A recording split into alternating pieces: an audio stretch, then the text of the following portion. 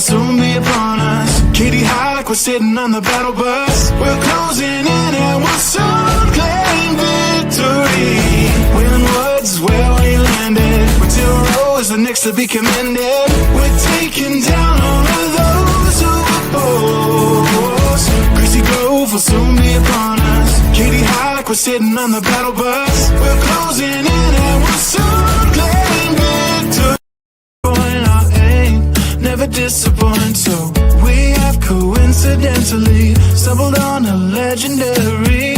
Wait until they see us now, waiting for the opportune time to show them this new power of mine.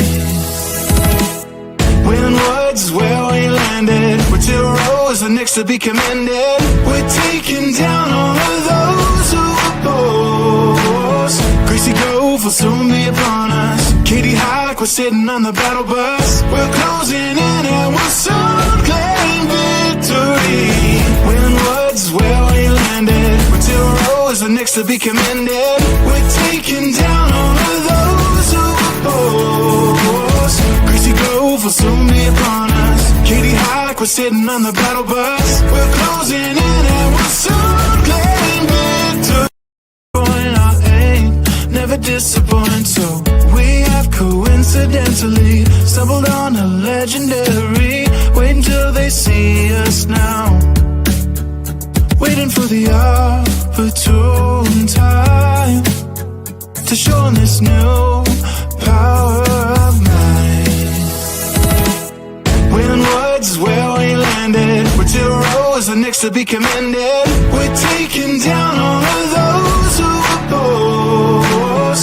Gracie Grove will soon be upon us. Katie high like we're sitting on the battle bus. We're closing in and we'll soon claim victory. Wheeling Woods is where we landed. We're 2-0 is the next to be commended. We're taking down all of those who oppose. Gracie Grove will soon be upon us. Katie high like we're sitting on the battle bus. We're closing in and we'll soon claim victory. Our aim never disappoint, so we have coincidentally stumbled on a legendary. Wait until they see us now, waiting for the opportune time to show them this new power of mine. Wheeling Woods is where we landed. We're 2-0 is the next to be commended. We're taking down all of those who oppose. Gracie Grove will soon be upon us. Katie high like we're sitting on the battle bus. We're closing in and we'll soon claim victory. Wheeling Woods is where we landed. We're 2-0 is the next to be commended. We're taking down all of those who oppose. Gracie Grove will soon be upon us. Katie high like we're sitting on the battle bus. We're closing in and we'll soon claim victory. Our aim never disappoint, so we have coincidentally stumbled on a legendary. Wait until they see us now, waiting for the opportune time to show them this new power of mine. Wheeling Woods is where we landed. We're 2-0 is the next to be commended. We're taking down all of those who oppose. Gracie Grove will soon be upon us. Katie high like we're sitting on the battle bus. We're closing in and we'll soon claim victory. Wheeling Woods is where we landed. We're 2-0 is the next to be commended. We're taking down all of those who oppose. Gracie Grove will soon be upon us. Katie high like we're sitting on the battle bus. We're closing in and we'll soon claim victory. Our aim never disappoint, so we have coincidentally stumbled on a legendary. Wait until they see us now, waiting for the opportune time to show them this new power of mine. Wheeling Woods is where we landed. We're 2-0 is the are next to be commended. We're taking down all of those who oppose. Greasy grove will soon be upon us. Katie high like we're sitting on the battle bus. We're closing in and we'll soon claim victory. Wailing Woods is where we landed. We're 2 rows are next to be commended. We're taking down all of those who oppose. Greasy grove will soon be upon us. Katie high like we're sitting on the battle bus. We're closing in and we'll soon claim victory. Our aim never disappoint, so we have coincidentally stumbled on a legendary. Wait until they see us now, waiting for the opportune time to show them this new power of mine. Wailing Woods is where we landed. We're 2 rows are next to be commended. We're taking down all of those who oppose. Greasy grove will soon be upon us. Katie high like we're sitting on the battle bus. We're closing in and we'll soon claim victory. Wailing Woods is where we landed. We're 2 rows are next to be commended. We're taking down all of those who oppose. Greasy grove will soon be upon us. Katie high like we're sitting on the battle bus. We're closing in and we'll soon claim victory. Our aim never disappoint, so we have coincidentally stumbled on a legendary. Wait until they see us now, waiting for the opportune time to show them this new power of mine. Wailing Woods is where we landed. We're 2 rows are next to be commended. We're taking down all of those who oppose. Greasy grove will soon be upon us. Katie high like we're sitting on the battle bus. We're closing in and we'll soon claim victory. Wailing Woods is where we landed. We're 2 rows are next to be commended. We're taking down all of those who oppose. Greasy grove will soon be upon us. Katie high like we're sitting on the battle bus. We're closing in and we'll soon claim victory. Our aim never disappoint, so we have coincidentally stumbled on a legendary. Wait until they see us now, waiting for the opportune time to show them this new power of mine. Wailing Woods is where we landed. We're 2 rows are next to be commended. We're taking down all of those who oppose. Greasy grove will soon be upon us. Katie high like we're sitting on the battle bus. We're closing in and we'll soon claim victory. Wailing Woods is where we landed. We're 2 rows are next to be commended. We're taking down all of those who oppose. Greasy grove will soon be upon us. Katie high like we're sitting on the battle bus. We're closing in and we'll soon claim victory. Our aim never disappoint, so we have coincidentally stumbled on a legendary. Wait until they see us now, waiting for the opportune time to show them this new power of mine. Wailing Woods is where we landed. We're 2 rows are next to be commended. We're taking down all of those who oppose. Greasy grove will soon be upon us. Katie high like we're sitting on the battle bus. We're closing in and we'll soon claim victory. Wailing Woods is where we landed. We're 2 rows are next to be commended. We're taking down all of those who oppose.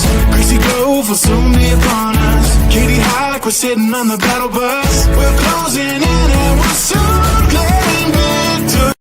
Our aim never disappoint, so we have coincidentally stumbled on a legendary. Wait until they see us now, waiting for the opportune time to show them this new power of mine.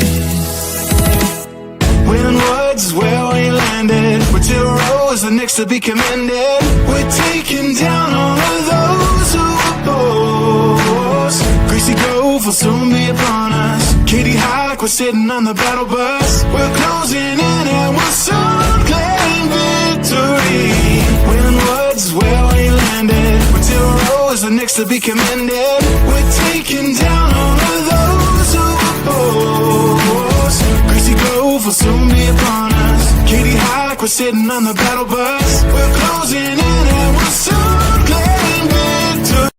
Our aim never disappoint, so we have coincidentally stumbled on a legendary. Wait until they see us now. Waiting for the opportune time to show them this new power of mine. Wailing Woods is where we landed. Till Row is the next to be commended. We're taking down all of those who oppose. Greasy Grove will soon be upon us. Katie high like we're sitting on the battle bus. We're closing in and we'll soon claim victory. Wailing Woods is where we landed. Till Row is the next to be commended. We're taking down all of those who oppose. Greasy Grove will soon be upon us. Katie high like we're sitting on the battle bus. We're closing in and we'll soon claim victory. Good Thanksgiving Eve, everybody. It is. It is a wonderful cold Thanksgiving Eve here in the Kansas City area. I think we're supposed to actually get down below freezing tonight, but no snow in the forecast for at least 4 more days. So All those people in North Dakota and Canada. we would love to say we feel sorry. That means nothing. yeah. We would love to say we you feel guys- sorry for you, but we don't. We We don't. actually don't. Not at all. Same way that people in Florida have no remorse or sadness for us experiencing the cold. I was actually talking to one of my developers who's based out of Miami, and he's like, yeah, that just sounds stupid. I don't know why you live there. I don't feel sorry for you because here in Miami, it's 80 degrees. So Yeah, when I started our company, we started in the Twin Cities in Minneapolis, and I'm sitting up going like, dear God, did you guys know that there was not land south of here Yeah, anywhere? it south? is. Hopefully this year is not brutally as cold as it has been in the past, but we want to wish everyone a happy Thanksgiving, Eve. Moving into Thanksgiving. One of the things that we're all very, very thankful for is marketing. And so that's what we're going to be talking about tonight is marketing on a budget, because as entrepreneurs, right, as you start up a business, I don't have $1 million marketing budget. I don't have the ability to go out there and throw hundreds of thousands of dollars on a marketing team. I mean, marketing is expensive. If you get an outside source, it's expensive. Absolutely. So how do you create marketing inside of a small or entrepreneurial company? And we've named it guerrilla marketing, right? We're going for the guerrilla tactics, the down, the dirty, the basic, just kind of what it takes, but it's also very low cost on the marketing. I mean, when it comes to guerrilla marketing, the big things is it's surprising, it's community driven, and it's low cost. And that's really what you have to focus on as a beginning entrepreneur, because you don't have a $1 million marketing budget. And I would say today, one of the biggest reasons why that kind of guerrilla, low budget, surprising, community related marketing is because it's creative, right? You see ads, you see all of these commercials, and the ones that stick out are the ones that are creative, the ones that are different, the ones that maybe even pull on your heartstring a little bit. And it doesn't cost a lot to do that, especially with AI. I was showing you some of my AI fun things I was playing around with on Sora. It doesn't cost a lot anymore to create some fun videos, but you just have to think in the right way. You have to be able to move, to shift, to push a lot of content out there. And I think that's where it goes. You have to use the entrepreneurial mindset. What Cass and Mike have talked about, what we've talked about 1,000 times is you have to be able to pivot. Because if one marketing thing doesn't work, I need to be putting 5-10 marketing things out there every single day. And if one doesn't work, that's fine. I find the one that does work. And then my next day, right, I've pivoted And now I've created marketing material around the things that work. So Yeah, when you think about gorilla, this is not the gorilla animal. no, Okay, no, okay. yes. So it's like gorillas. Gorilla, We're marketing yes, gorillas. well. The gorilla marketing concept. There was a book written. I forget who the author was, but it was a great book written on this whole concept. And the whole concept is around like guerrilla warfare. And I'm a history major, and one of the reasons that the U.S. ultimately beat the British is the British did things in a very traditional way. What we're going to do is we're going to line up all of our people in a straight line. Yeah, it makes sense. And and you're going to line up all your people in a straight line, and we're going to start shooting at each other. Yeah. Okay. And the Americans did that in the beginning, and then they noticed that, gosh, the British had better guns. Yes. And there was more of them, and we're dying a lot faster than they're dying. This isn't going to work. Yeah. And so then they started looking at how the Native Americans, the indigenous people, Yeah. fought, and they hid behind trees and rocks, and they surprised people. Yeah. Thus, that is ultimately how we beat the British, because they were playing the old game of, we're going to stand in a straight line and just keep firing until everybody dies, or we have just more people than you. All I need is one more stand and we win. And they went more to that guerrilla warfare kind of thing, where we didn't have the best equipment. We didn't have more people, but Absolutely. we used our surroundings. We used everything around us, rocks, trees, buildings. We hid. Yeah. The British thought we were cowards because we wouldn't stand in a straight line and shoot each other. And ultimately, that's the smart way to do it. And that's really the whole concept behind guerrilla marketing, right? It doesn't matter how much money you have. You have to be, like you said, quick and agile, hide, move, shift, adjust, right, constantly. And that's really the concept behind it. And there's no better environment than we've ever been in for entrepreneurs, young business people. And I always say young, it's not young in age, but people just starting out in it. You don't need tons of money today. Yeah. You don't need like the British. I don't need the best weapons. I don't need the most highly trained people. I can use my surroundings. I can use everything that's around me. Yeah. Right. And I can take on anybody regardless of the size. And it happens all the time in business. 100%. Right. You get these big companies anymore, and being a big company is not necessarily an advantage in the world that we're playing in today. Yeah. I think of Liquid Death. There's a lot of people out there that were, and probably still are, much bigger than Liquid Death. Yeah. But they used a guerrilla tactic to Yes. take on the big people. Yeah. And they did it with probably a ton less money than, say, Coke or Pepsi or somebody else has done in it. 100%. But they were brilliant in what they did, and they took a different strategy with it.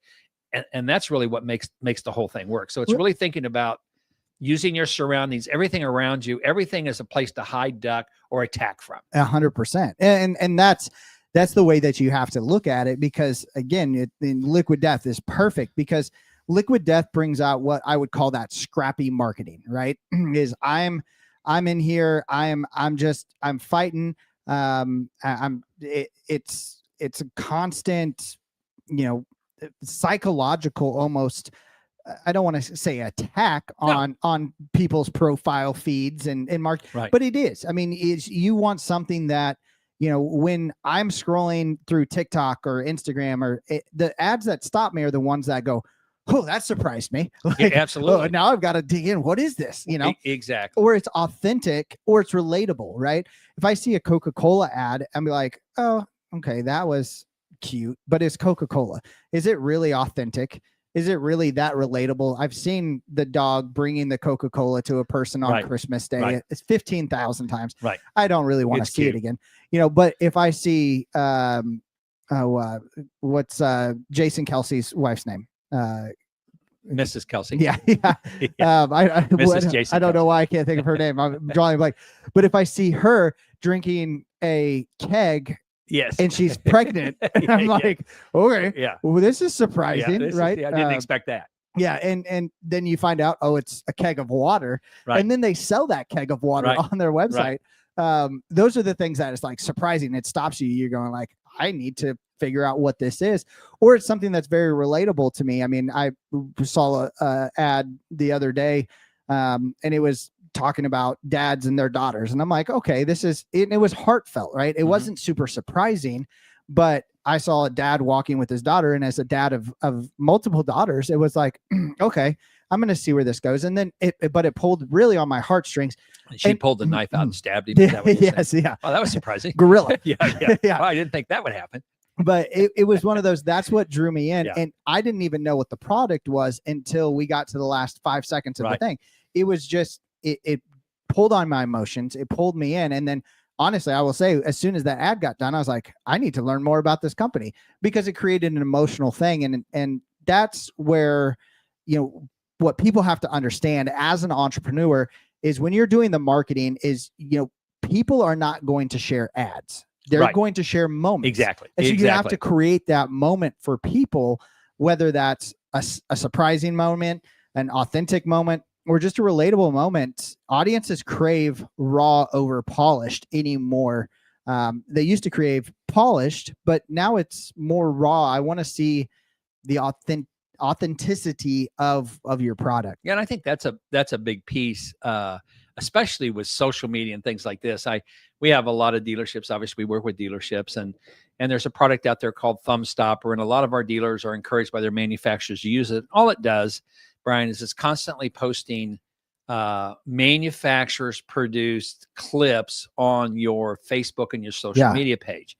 And so I tell all the dealers, and all the dealers have to pay for a part of it. And I go like, okay, it's not that it's a bad product. I'm not going to knock Thumb Stopper, but what it does is it pollutes their audience with crap that nobody's going to look at because it's too polished. It's too clean.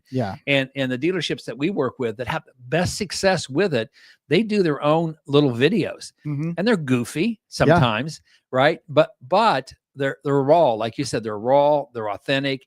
If they screw up, they don't retake it and edit it out. They go, oh, I didn't really mean to say that. Here's really what I meant to say. And people laugh because they go, because it's live. It's not live, but it is. They just took what they did. And they had fun with it. And then people go like, wow, this, then they share it. And I think that's your point. People don't share stuff that is produced by big ad agencies anymore. You watch them and you go, that's cute. But the whole concept of guerrilla marketing again is, you can take on any big company, any big organization.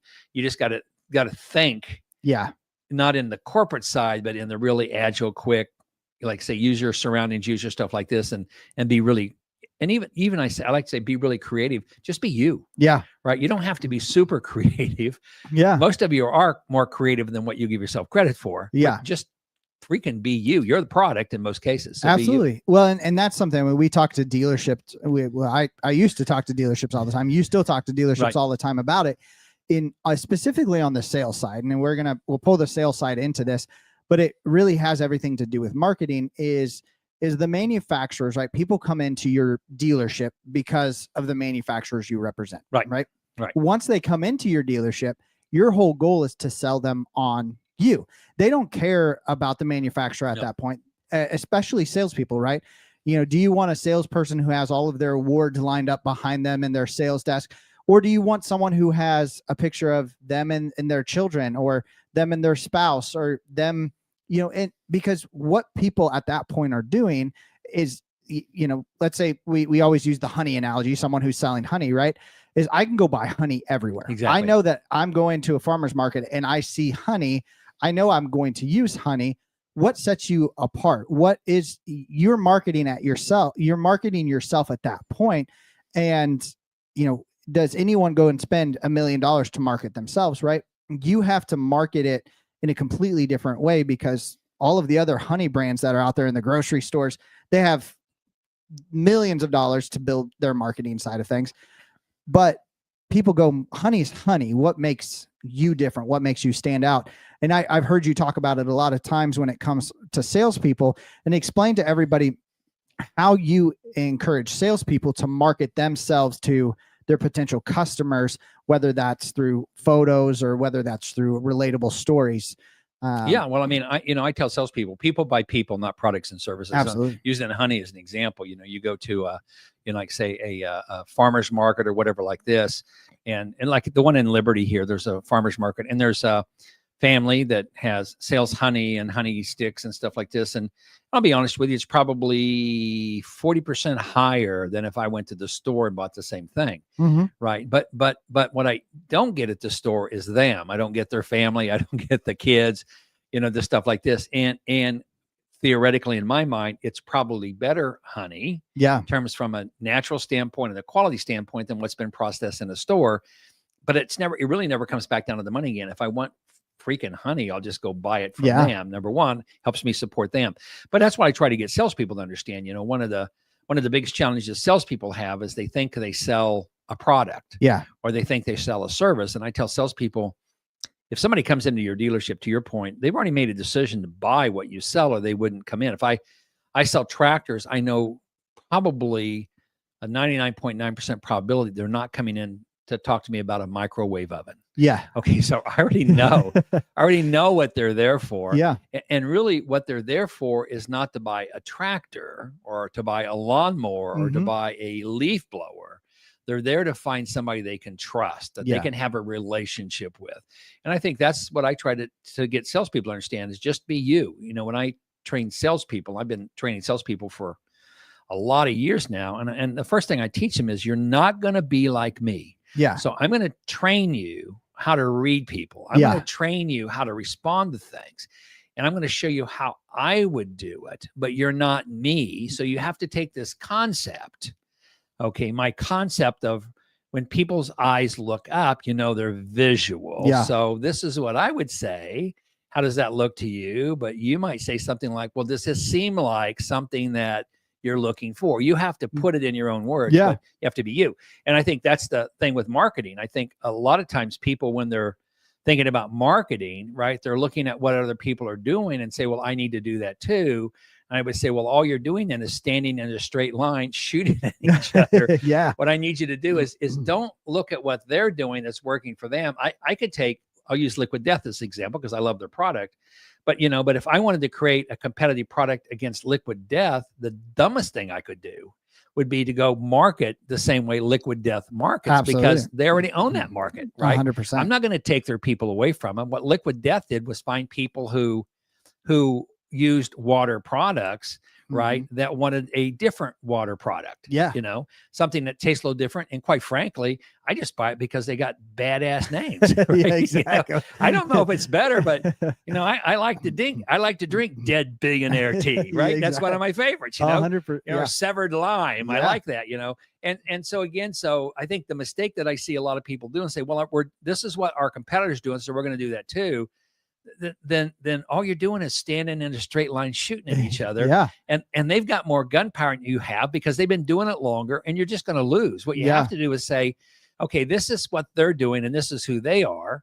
Okay, this is how we differentiate ourselves from them. So we're going to hide behind a rock. We're going to hide behind a tree. We're going to do some different things that they're not doing. And we will maybe we will get some of their customers, maybe not, but I always tell people there's more customers out there than any of us can sell to. Yeah. But you've got to find your own kind of truth. You got to find, here's who we are. Yeah. You know, it's what I did with my company. I had a lot of competitors. I used to have, not as many today, mostly not because we beat them, but they're all dead. I tell people, the easiest way to get to the top of the mountain is to let all your competitors die or roll down to the bottom, and then you just claim the peak.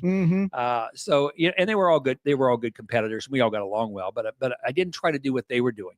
Every one of them that competed against the other one basically did the same thing. And their thing was, yeah, but we're better at it. Yeah. And I took a totally different approach and go, they're good at that. And if that's what you want, you need to just go over there with them. Yeah. But let me share with you what we do and how what we do is different. Yeah. We believe it's better. Yeah. And ours is really better for smaller dealerships. If you've got 40 stores, we're probably not who you want to work with. Yeah. Right. But if you got 2 stores, 5 stores, 8 stores, we're the guys, right? Yeah. If you want to go out and compete against the big guys, we're the guys that can help you get there. And I think that's the big piece of it is don't take what somebody else is doing, you know, and say, okay, well, we're going to do what they do better than them. I'm never going to market better than Liquid Death. Yeah. You don't think so? You don't think? No. No. I mean, Liquid Death, there's people that work for the big beverage companies that whoosh, holy shit, how come we didn't think of this? Okay. Exactly. Okay. And matter of fact, they're probably trying to buy Liquid Death as we speak. Here's $5 billion. Take it. And then we'll take the brand. I mean, they did it with Snapple and several other companies like that were very different. Snapple was a product now that's owned by one of the big companies, but you know, they did the different thing. But I think to me, that's always the big piece is you have to say, I don't really care what somebody else is doing. What is it that we do that's unique? What is it that we do that's different? And then how do I leverage that? And you and I've talked about this 1,000 times today with social media, all the different things you can do that's free. Oh, right. 100. You know, I don't need $1 million marketing budget. All I need to do is just get out of my head that I'm trying to be like somebody else. Yeah. And I need to go out and kind of find what works for me, the me kind of thing like Yeah. this, and do it. And again, the cool part about marketing today is you get instant feedback. Yeah. I mean, if you put something out that sucks, people go, "Well, that sucks." Yeah. Like, well, thanks for the input, right? Yeah. I'm going to try this, So what is it that sucks about it, or what can I, And I will have to say, most people on social media are honest with you if you'll ask them to be honest with me. Give me feedback. Well, I don't really like this. I don't understand this. Well, help me understand this. I'm trying to make this product a popular product. What can I do to make it better? Yeah. And I will tell you that there's a few people out there that are just crazy assholes. Yeah. That just hate everything, including their mother. It's because their mother slapped them as they were coming out of the birth canal and tried to give them away to the baby buyer. But I think, again, I just think there's so many opportunities out there today. I've talked about this 100 times. I think it's so much easier today to try things quickly, fast, rapid, guerrilla-like than it was even 5 or 8 years ago. I mean, it's just changed so much. Well, and I think that really goes into that, as you're trying things, is storytelling truly is a zero budget superpower that entrepreneurs have. Because when it comes to it, people want to see founders' stories. They want to see behind the scenes. They want to see, I've started following this company and they make these overnight oats. Not that I would ever eat overnight oats, but they show so many videos. What the hell is even an overnight oat? It's like an oat that sits in like water or some type of, I honestly don't know exactly what it is, but their videos are really cool because should farmers be planting this product? They already planted. They just didn't put it in a vat. They put it in something and do it. Okay. Yeah. But I started. Now I'm going to go look it up and go, what is overnight exactly? oats? And that's what I saw this video and they're like showing this packaging process, and I'm like, I've never seen this kind of product before. And then I started following them because they have so many behind the scenes of all of these different things, and they shout out all of the farmers. This specifically company shouts out, hey, this week's product is coming from this farm. And I'm like, this is really cool because they're telling this story and they're giving me this behind the scenes. And then they follow it through with these customer journeys. Cool. And you're just like, will I ever buy the product? No, I probably never, because I still don't. You just told a lot of people about it. I did. Well, I did. Yeah. It's really, really cool. But and Liquid Death ought to look at buying them. Exactly. This is an opportunity. Yeah. And then we're going to call it Cutthroat Oats or something. Cutthroat. I love that. I don't know. Cutthroat Oats. I love that. But with all of that being said, it's the story. It was the founder's story. It was the behind the scenes. It was the customer's journey that I now follow their social media page. And I still don't actually understand what it is. But if I wanted to do some more digging on overnight oats, I would know exactly who I was going to buy it from because they drew me in.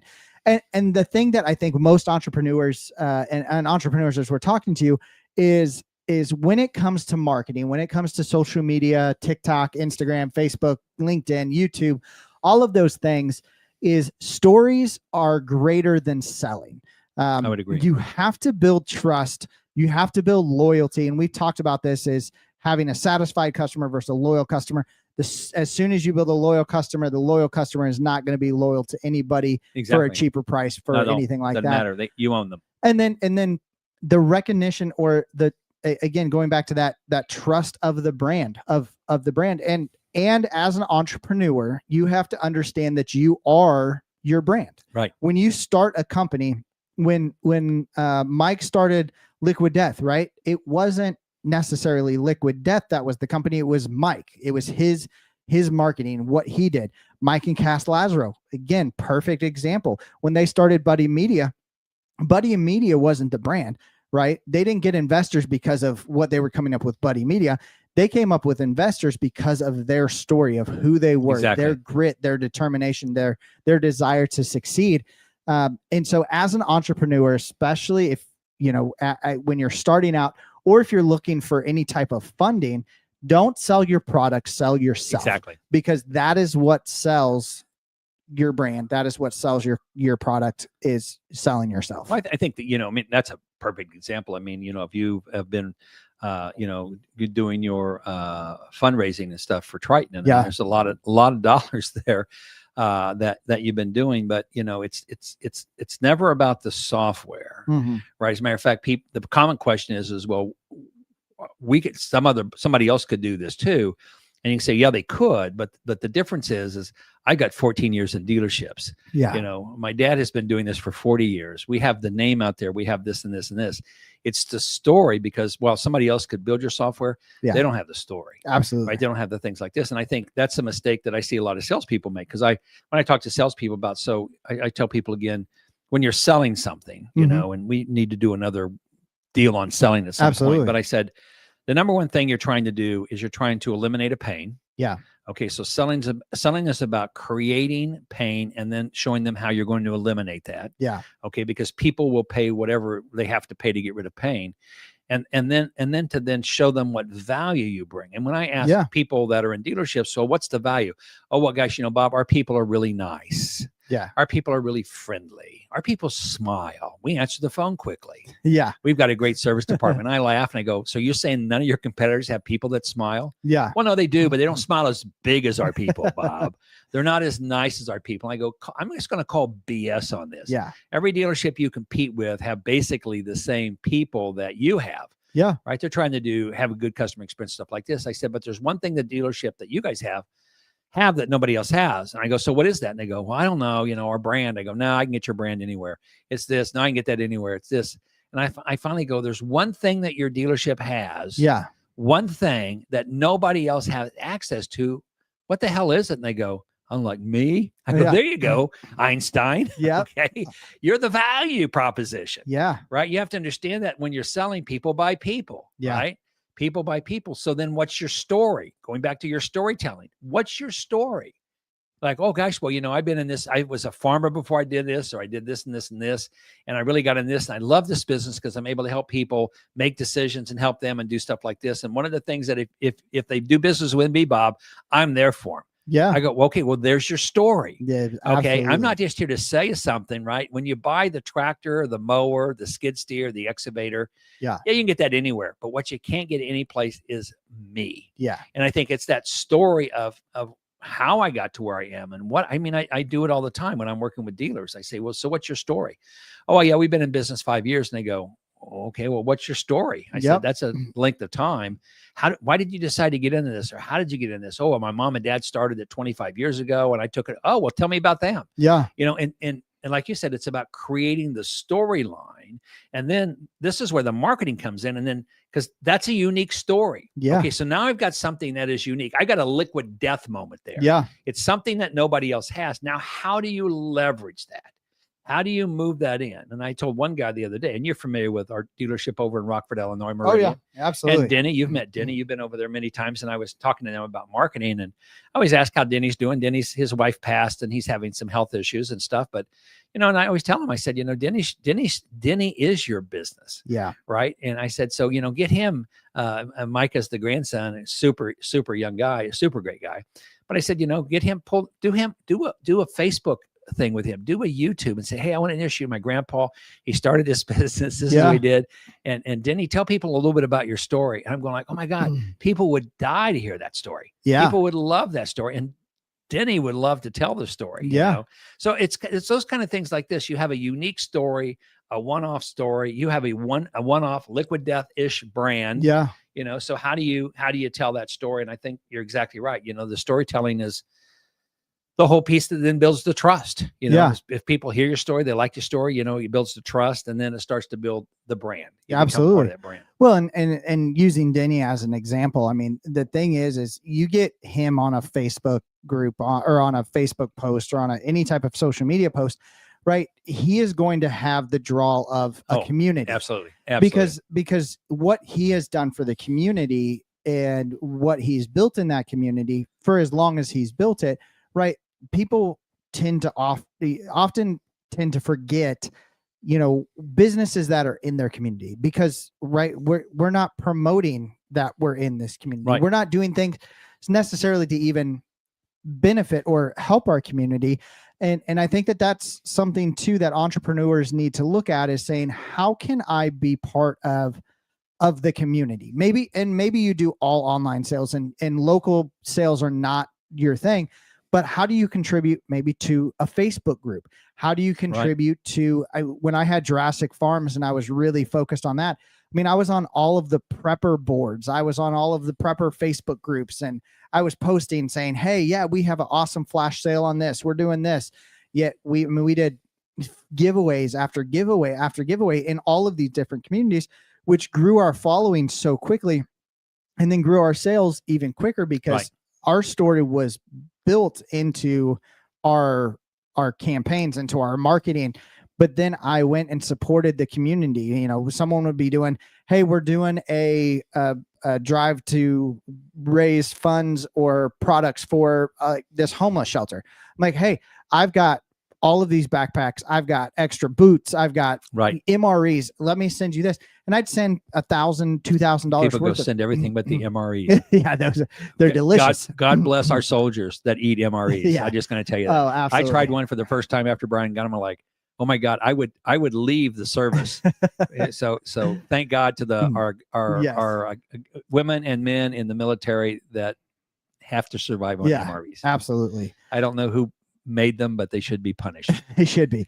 We need liquid death to get on that overnight. So absolutely, we get those cutthroat. Let's start with the liquid death and see if I can wash it down with liquid death. There. But what I did is I worked into the communities. I worked into that.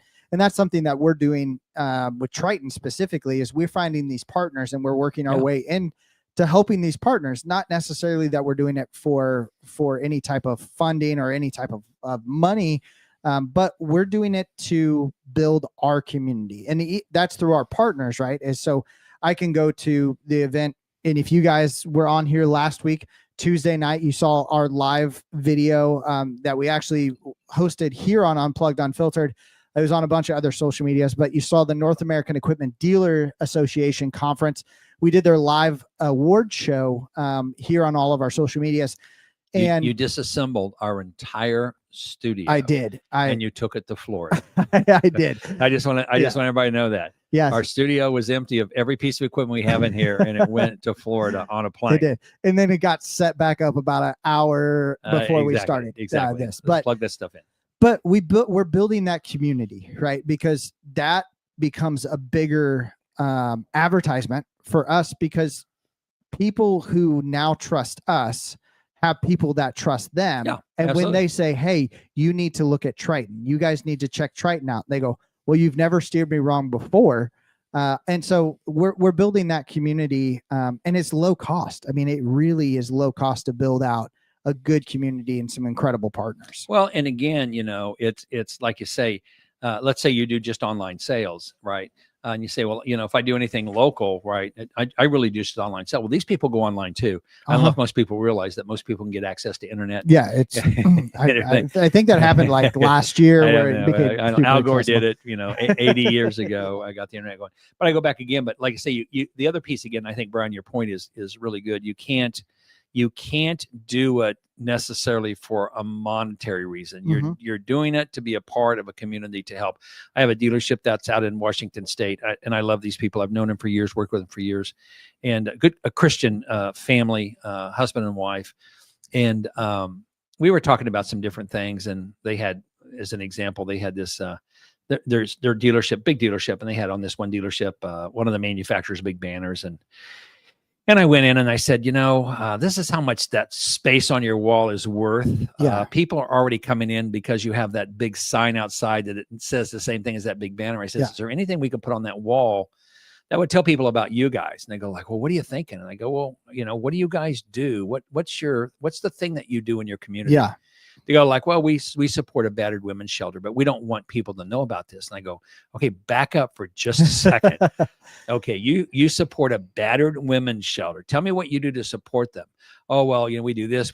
This last year, we helped raise money and built a playground for the kids that are coming there with their moms in this battered women's shelter. And I go, well, who built it? And it says, oh, all of our employees. We gave them a day off, paid. Yeah. And they all came and helped set it up. And I go, and why don't you tell people about this? And they go, well, because we don't want to act proud or whatever. And I go, well, how did you get the money to build the playground? And they go, well, we take a percentage of all the profit out of our store and we give to the battered women's shelter. And I said, then how did you get that percentage of profit from your store? And they go, well, it's from people coming in and buying. Yeah. So I said, so are you telling me that your customers are also a part of this thing that you're doing? They go, well, I guess we hadn't really thought about it that way. And I said, if your customers didn't come in and buy from you and you had no profit, well, we wouldn't be able to support the store. Yeah. So your customers are a part of this journey. And I go, why wouldn't you put that up on that wall? Yeah. Why wouldn't you put that up? Why don't you put a picture up of the things you do and the parents, the women that come in there that you can, yeah, not all of them you can, but do that and put it up on this wall and just say at the top of it, because of you, we're able to do this. Yes, absolutely. And I said, put that up there. That's your community thing.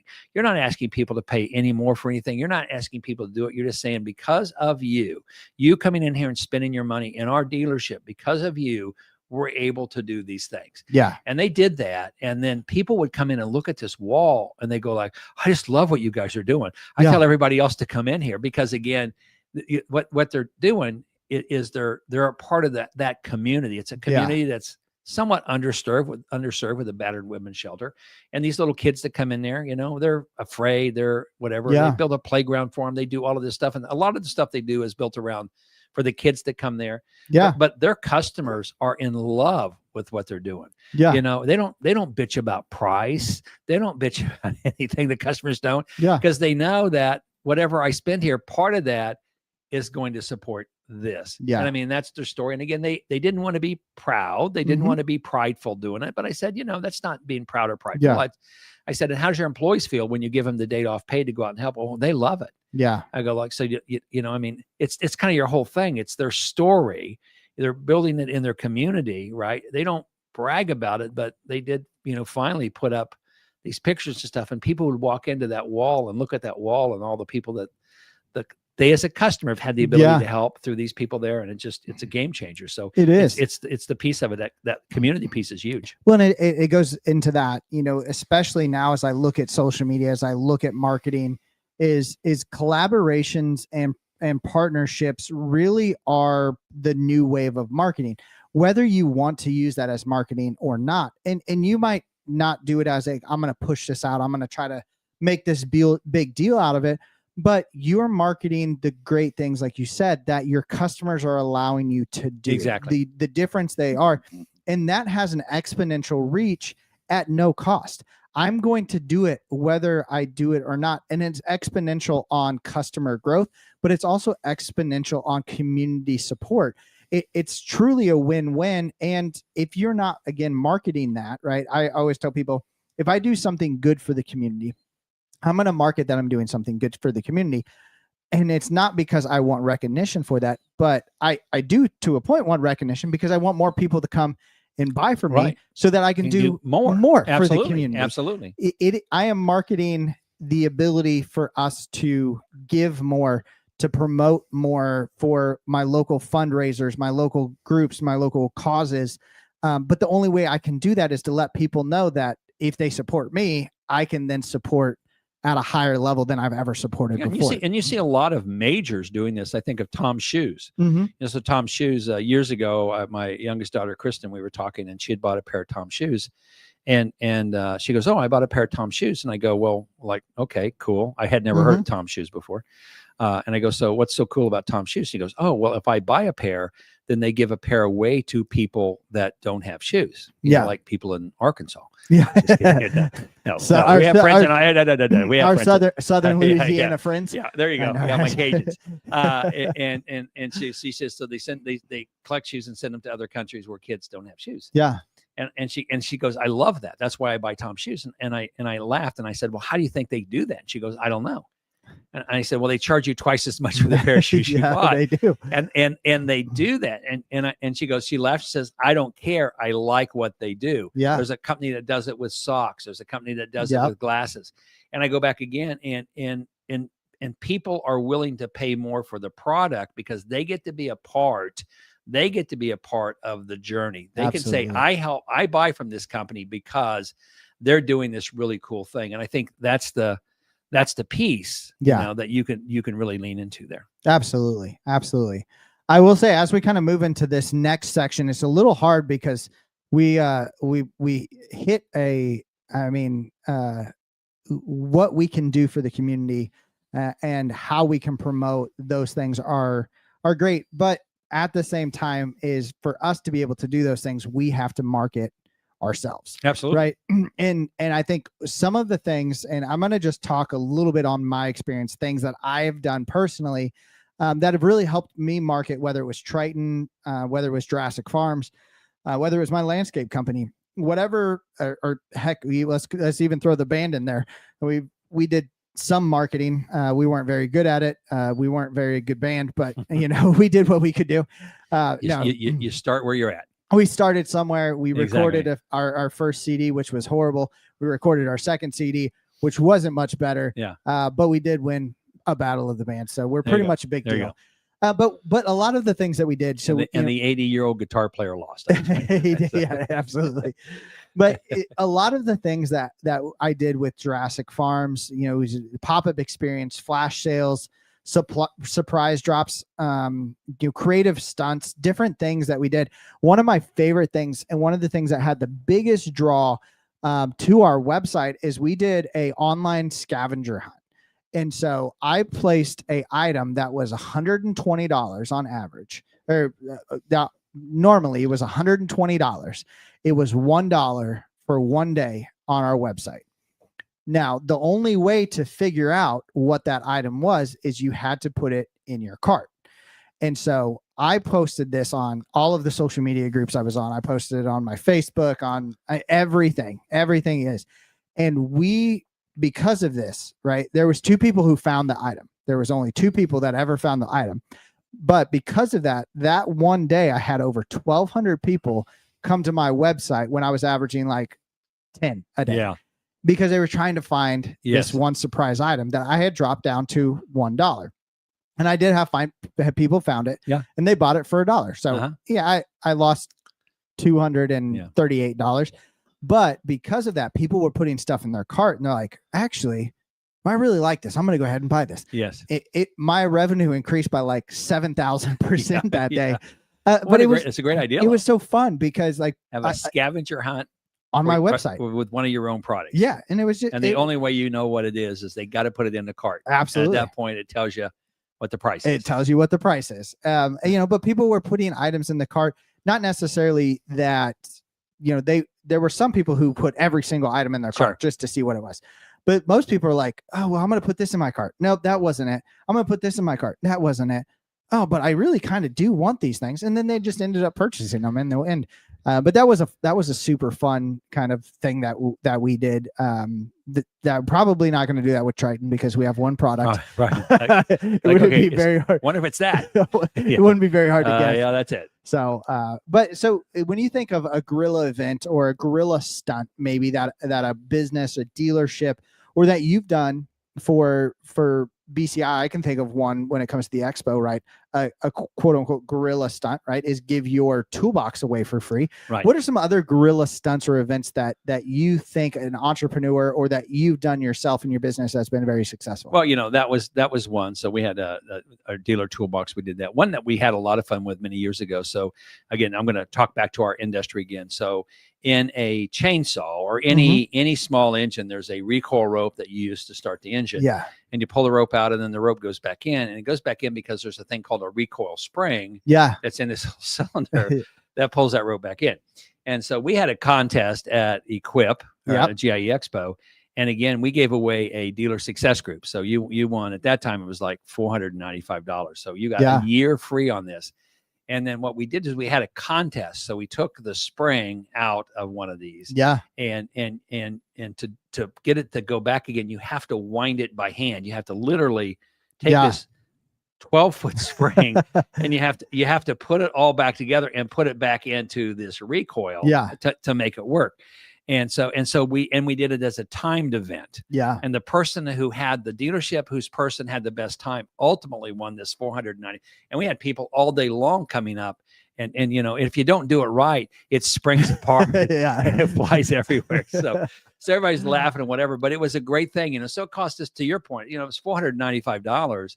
But we had hundreds of people come up that you know, because you had to put your name down and get Yeah. down and all this stuff like this. And you didn't have to be present to win, but we timed you. Yeah. So we had to know how to reach back out and connect you with you and stuff like that to do it. But it was a blast. It was fun. Again, you had to sign up to be in it. It didn't cost anything. Mhm. But again, you didn't have to be present to win. Yeah. And at the end of it, whoever had the fastest time, right? And we did it down to the 100th second. Yeah. Okay. Whoever had the fastest time, then we reached out to and say, hey, by the way, your service manager, Bill, Yeah. had the fastest time on doing this. And here's an invitation. It's a free 1-year invitation to our dealer success group. Then we were able to reach out to the other people and said, hey, you know, you didn't win, but you know, we do have a special on dealer success groups. Pretty much the Absolutely. expert, Yeah. you know, and we ended up getting quite a bit other business, like you say. Some people was not interested. They Yeah. just did it for that, but we didn't care. But again, it was a fun thing. You know, it was an activity. They didn't have to be present. It wasn't easy to do. It's kind Yeah. of like you're find this thing Oh, for yeah. $100. Yeah. But it was a lot of fun, and people were, because again, if you've never tried to wind a recoil spring up in a thing, anybody out there that's ever done it, you're sitting there going like, okay, that had to be pretty fun to watch. Mhm. Because you had a lot of people that never done it before, and they really sucked bad at Yeah, it. Okay, there was an art form to do Absolutely. it. My favorite was because I was one of the people who was taking the names and running Yes. the timer for that specific event. My favorite one was when you would get a parts person up there standing Yeah. next to a service Yeah. person from the same Yeah. dealership, and the service guy's like, "Let's see it. Go, Come go. on. Oh yeah, my job's so easy, Yeah, isn't yeah, it? yeah, I just replace parts." Yeah, So, yeah. yeah, So- it's But you're right. It was a lot of fun. It was a Yeah. good conversation piece. But again, to your point, you know, so we gave away, you know, a $495 membership Yeah. to our dealer success groups. But the promotion and the stuff like this, it was kind of just you know, easy, quick, fast. yeah, People just kind of gathered around, watched people do it. You know, there was no cost of entry. You just had to give us, you know, your name and your email so we can let Yeah. you know if you won or not, you Yeah. know, and then part of the email was giving us permission just to reach back out to you and get you on our email list. But Yeah. it was great, but it's a similar kind of thing. I think, again, it's just about being kind of creative. yeah. You Well, and know, it's fun. It's memorable, Yeah. right? People go back and go like, you know, because with the Equip Expo, like it's so big. There's Oh, yeah. so many things that are happening. Things that I will always probably remember of the Equip Expo, right? Steel chainsaw tattoos. You know, the steel chain. that was this year. Wow. It's like, yeah, Very memorable. Like that's They are. something that people are going to be like, can you believe that Steel had someone actually doing tattoos in their yeah. booth? And I'm still convinced the German folks at Steel are not aware that happened. yeah. Yeah. So But it we- was it was memorable. and it was packed. it was People were it in was- line to get a free tattoo of a manufacturer's logo on places that probably shouldn't have been put. yeah, I'll put it that exactly. way, in public anyway. Yeah, but but it was just it's creative. It's out of the box. It Absolutely. created a memory. That spring coming out of the recoil creates a memory. Yeah. People are going to go like, because any dealer who's on here who's watching that was there, they're going to remember back. I remember when I did that. Yeah. Right. It creates those memories, and so. You know, as we're kind of moving in, and you know, we're getting close to being, I don't want to say we're almost out of time, because we really have no time limit, because we're just going to suck up as much time as long as we have viewers on here, as they all then just fall off. Yeah, We're gonna well, keep okay. talking. All right, they're wrapping it. They're Yeah. wrapping up. I'm out of here. But we're 2 days away from probably one of the biggest sales Absolutely. days that is in history, and that is Black Friday.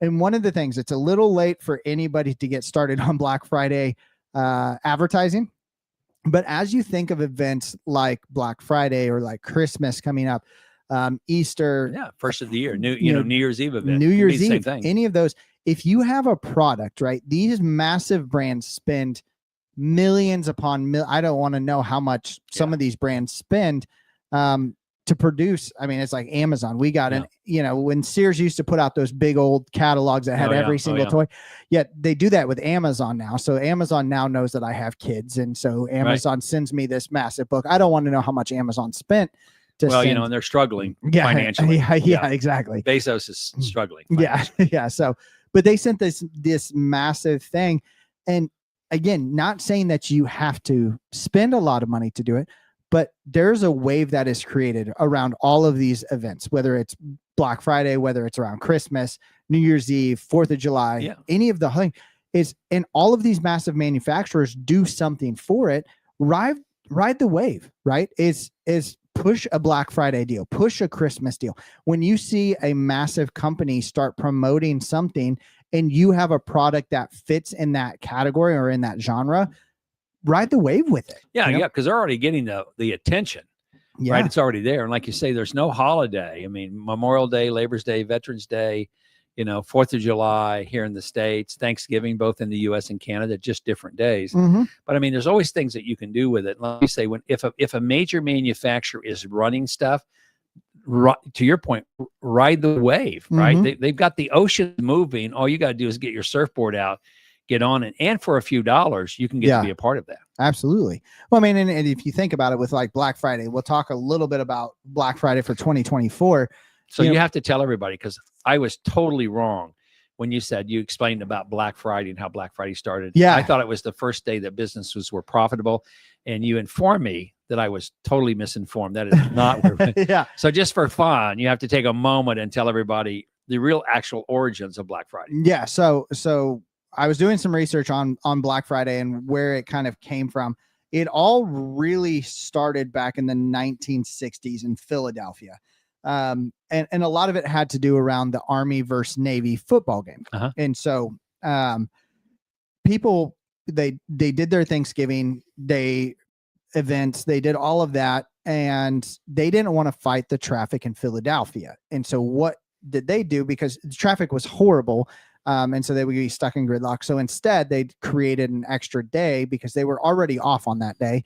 And then knowing that the day after that was always the Army versus Navy football game, what they did is they decided to stay in and shop. So they would go into Philadelphia and they would do shopping, which ended up causing more traffic congestion than what the original traffic congestion. But it created traffic chaos. The police ended up having to work extreme overtime to deal with it. And which ended up become Black Friday. So because the police called it Black Friday police because of all the traffic. And blacked out everything, basically. Yeah. Everything was complete chaos. There was no space for anything. And that's how it became known as Black Friday. That's where it started. And then it slowly started to spread. They tried to get it Deal Friday. They tried to call it Big Friday. But it always came back to Black Friday, which then got pushed into now our businesses are in the black. And that's how we're Black Friday. But that is where Black Friday started. But if you look from where it was then, right, it was very regional. It was based in one city when it started. And now it's grown to the point where in 2024, online shoppers alone, and if you're an entrepreneur and you have a online store, online shoppers alone in the US, there was 87.3 million people on Black Friday last year who shopped online. Wow. 87.3 million. What would you do if you could get 0.5% of those to drive through your website?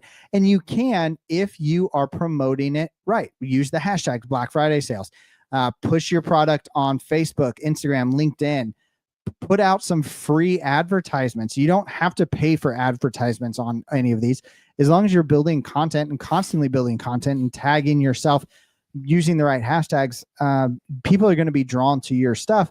But with that, you need to ride this wave. 87.3 million online shoppers alone on Black Friday. You're missing an opportunity. If you are a company that sells any type of a physical product, like Triton, not a great Black Friday.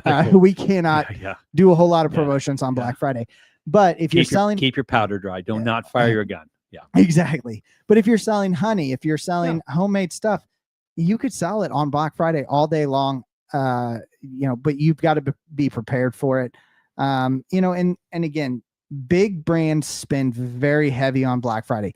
Big brands spend very heavy around the big game. I don't think we can actually call it what it can be called, because we probably not that actually anyone's big brands spend a lot of money around the Super Bowl. Oh, yeah.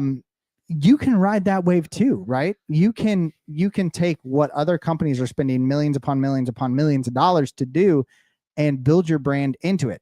Liquid Death for years prior to that, they put out stuff on Facebook all the time of their big game, commercial, their big game this, and it never actually aired on the thing. Well, last year they finally had their first big game, and they had the referees. It looked like they were drinking beers, but it was actually liquid death. Yeah, it was a great commercial. But what they did is they rode that wave. They built into the hype that people, they know on the algorithms, right? Is people are looking for Super Bowl commercials. People are looking for this and this. And if you can build in the right hashtags, if you can build in that hype, you're going to hit that algorithm. And again, as long as you are surprising, you're authentic, you to some point have the, I forget what the other one was. Relatable. Yeah. If you're one of those three things, people are going to stop and look at your ad. And now you've ridden the wave, and you went from maybe a post having 10 viewers to having 100,000 viewers, right. Because you're using big brands marketing to support your small company's push. So, well, and again, that's when people are buying. People are looking to buy certain things around the Super Bowl. People are looking to buy certain things around Thanksgiving, Christmas, New Year's. I mean, again, if you're into fitness or stuff like this and you're not marketing the week before New Year's, where 99% of the population sets a New Year's resolution that will fail the second week of New Year. But that's where you want to have an annual membership that starts, not do it. But again, it's just using some things like this, and it could be things like, even like, I go back to the honey again. If you want to eat healthy, use honey instead of sugar, right? Absolutely. Things like that. There's so much that you can do around that, and that there's so many dollars that's being spent by the big people to do it. Yeah. To your point, it's just ride the wave with it. You don't have to spend a ton of money to do it. Just ride the wave. Yeah. Well, and the big things is you have to start early, right? Right. Start preparing early. You have to show up consistently, and you got to tell real stories. You're creating moments of surprise, micro events, micro pop-ups, fun, interactive social media posts. Those are things that really start to propel you into that next thing. Exactly. And then start leaning into your community, lean into partnerships. If you're doing honey, again, go to a school and just say, hey, for this school's, grandparents' day or this school's whatever, we provided all of this honey instead of having all of this processed sugars, right? We have honey, or we have this, or we go to whatever it might be. Push your product into the community. If you support a community, the community will support you back. It happens. I don't think I've ever talked to a dealer who ended up supporting the community and the community didn't support them back tenfold. Yeah, I keep thinking about honey, number one, because I like honey. I love honey. And I love the people in Liberty, the Liberty market, who produce honey. But it's kind of the same thing, So if you went to an elementary school that had a grandparents' day, and you went to the principal and says, what I'd like to do is give everybody that walks in a honey stick. Yeah. Right? It's just everybody, just free, just have them, because they're sitting there waiting for their grandkids to perform, and they're sitting there licking on your honey stick. Okay. That's going to be fine for diabetics. And I mean, it's, it's a healthy thing like this. And people are going to go, where did you get this from? I mean, it's something like that. So maybe you use 200 of your honey sticks that you spend 2 cents a piece to produce. Yeah. But it's again, you're supporting the community doing this, and just naturally you're going to get business from that. But it's thinking outside of the box a little bit as you do it. Well, and again, even like the grandparents' day, right? Instead of giving each grandparent one honey stick, give them two, and just say, hey, when your child's done with this, when your grandchild's done with this, why don't you guys share a honey stick, right? And then the next time that grandparent has their kid and they're at the Liberty Square during the farmers market, you know what they're going to do? Yeah. Hey, grandpa, can we go get another honey stick? Yeah. Oh, absolutely. Right. And it's going to push them towards that. Well, if I had two, I would end up, before Silas got to it, I'd just go ahead and eat the second one. Eat both of them. Unfortunately, we're out of honey sticks when I got here, so there wasn't any left. But as you're pushing your social media followings, as you're pushing your social media posts, remember, track engagement, not dollars. Yep. Engagement will turn into sales. Sales will turn into dollars. But engagement is where it starts. Track that. Dollars are great. You've got to have dollars to run a business. But track your engagement. And your engagement will then lead into dollars. But as we finish this up, the big thing is I want to push this, is marketing is not about money. Right. Marketing is about momentum. You have to create a substantial amount of momentum to build any business. I don't know any business out there that can be built without any momentum. If you can think of one that can be let me know. stagnant, I'm interested. I would I'm be interested. interested in investing. I've got some capital. I will throw. I would love to create. We don't need any momentum, any customer, or any employees. It would be great. Call yes. me. I'm interested. That would be called a scam. And if someone ever calls you to tell you that exists, that would be a scam. Yeah. So, oh, go ahead. Well, I'm going to say again, it kind of goes back again, because I think a lot of times, especially in small business, I hear dealers say, I don't have the kind of money that I need to market with. I go, you got everything you need. Absolutely. You could do it for free. I've got my smartphone. Exactly. So don't tell me you don't have need. the money. You can do it for free. You just don't have the motivation. Exactly. Okay. You don't have I don't know what to do. I go like, dear God, just get your smartphone out, walk around the product, walk around and talk about it. If I had a honey stand, I'd walk around and say, hey guys, it's Saturday morning at 7:00 in the morning in Liberty, Missouri. Just got my honey stand open. Come out and join me and bring somebody else. And, for every sixth person, we're giving away a free honey stick. Oh, absolutely. Or we're doing a contest. If you can tell me what flavors are in this honey that the bee got from the pollen in our farm, right? I mean, you can do so many different things with it, and it costs you nothing. So, I mean, that to me is the exciting thing about marketing today. Literally, if you have no money, zero, you can still market. Absolutely. Well, and again, I'm interested in honey right now. Yeah, and I want to play off of this, because we're big proponents of AI, right? Yes. Huge proponents. So if you're like, I can't come up with an idea, fucking get on ChatGPT. So I just typed this into ChatGPT. So 4 impactful, simple marketing ideas for a honey stand that will draw attention, increase sales, and create repeat customers. So that's what I put into chat just when I thought about it. So you weren't listening to me. I was listening half-assed. Okay.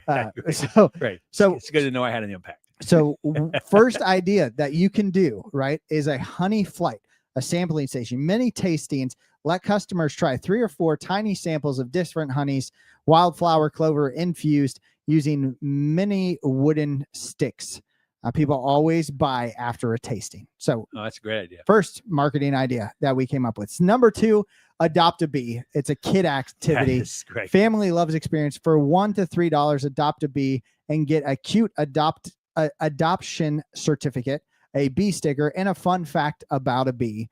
Again, it's super easy to do. You adopt a bee. I love that idea. Buy 10 honey sticks, you get to adopt a bee, and it doesn't cost me anything to do it, but the kids get to remember it. It's fun. Honey inspired lemonade or tea add-on. So sell honey lemonade or honey iced tea as a low-cost drink using your honey. People will buy the drink and then buy a jar because they love the taste. Signage idea, try it in a drink, take home a jar. And then sweet selfie spot with a bee themed frame. Set up a simple, cute photo prop, a honeycomb frame, a giant bee cutout, or a sweet bee or stay golden sign. Encourage people to post and tag you. So if you don't know the ideas, if you can't come up with something, that took me all of 12 seconds while Bob was talking to come up with 4 ideas. And when I say I came up with 4 ideas, ChatGPT came up with 4 ideas for me.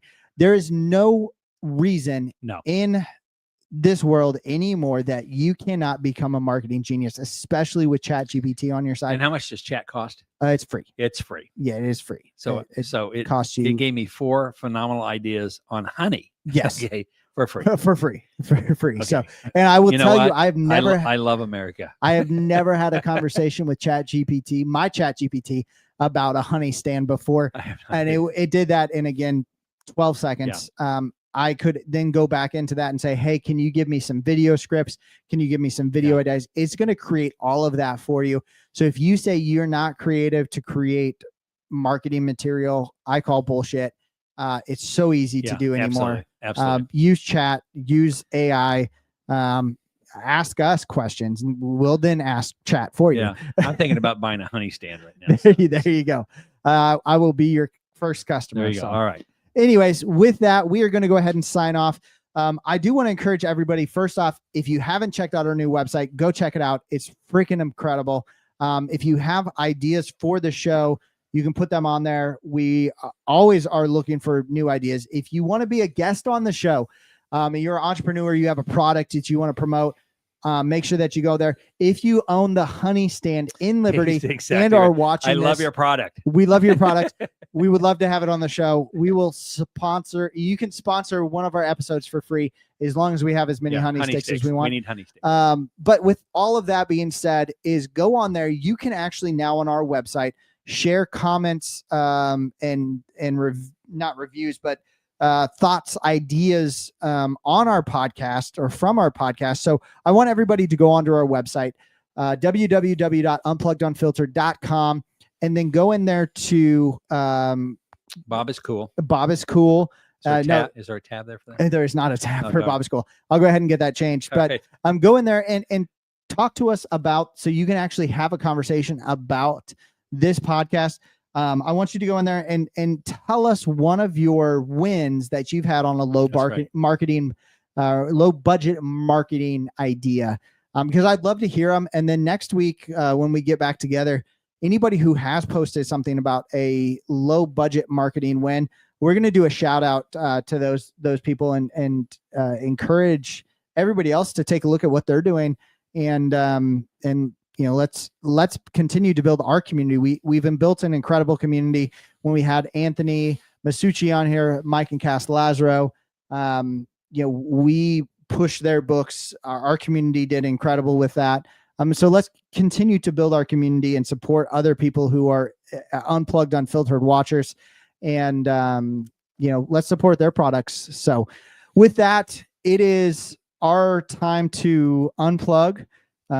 It is really hot in our studio today. And so I am going to end this stream. But with that, we will see you all next week live here from the podcast studio on Unplugged, Unfiltered. Until then, have a good night. We're unplugging. Thanks, everybody. Never disappoint, so we have coincidentally stumbled on a legendary. Wait until they see us now, waiting for the opportune time to show them this new power of mine. When words is where we landed, with 0 is the next to be commended. We're taking down